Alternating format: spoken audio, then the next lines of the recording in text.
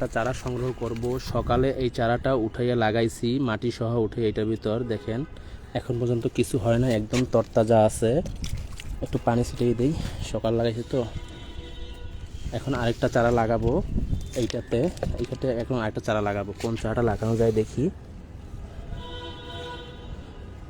এইখানে একটা বড় চারা আছে, এই চারাটা উঠাইয়া এখানে লাগাবো। আমি এখন দেখাবো আপনাকে কীভাবে লাগাই।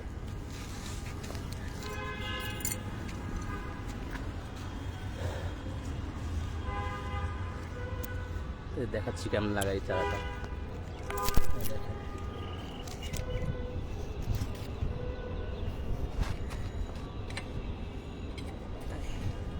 এখন এখানে মাটি দিয়ে কেটে এটা আলাদা করবো।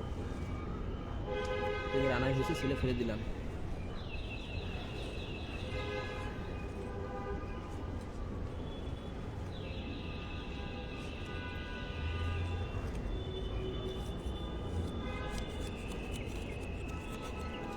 আগে চারো সাইড এইভাবে গোল করে একটু গর্তর মতো করতে হবে, তারপর এইভাবে উঠাই নিতে হবে।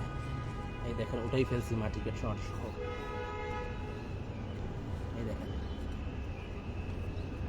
এই চারাটা একটুও মরবে না।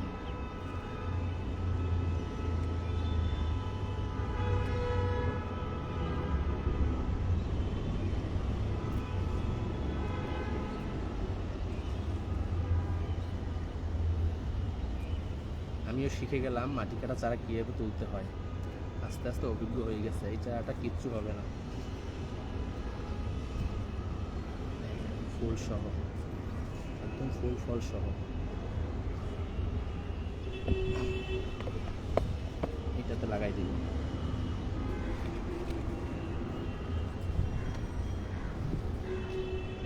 গোড়া একটু মাটি দিতে হবে।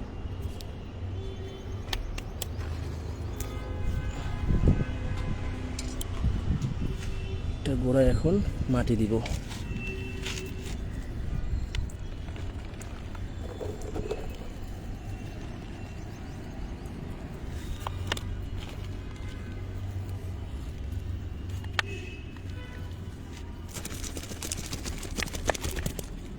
হয়ে গেল, ব্যাস আর কিছু করতে হবে না। এখন এইভাবেই থাকবে, কিচ্ছু হবে না চারা এটা। পরে এটাতে বিভিন্ন গাছের খাবার দিবে, সরিষার খৈল, ভেজানো পানি বা অন্যান্য কিছু দিবে। এই দুইটা চারা লাগালাম। এই চারাটা সকালে রোপণ করছে এইখানে, দেখেন মাশাআল্লাহ কত সুন্দর। সকালে রোপণ করছি, এইটা এখন রোপণ করলাম। দুইটার একটাও কিছু হবে না, এই রোদের ভিতর লাগাইলাম।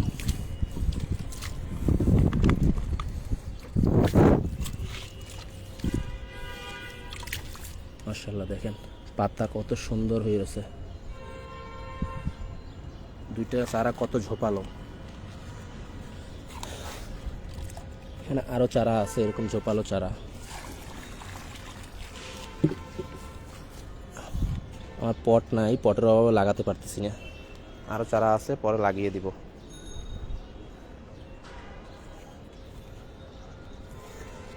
মাটি রাখছে এখানে।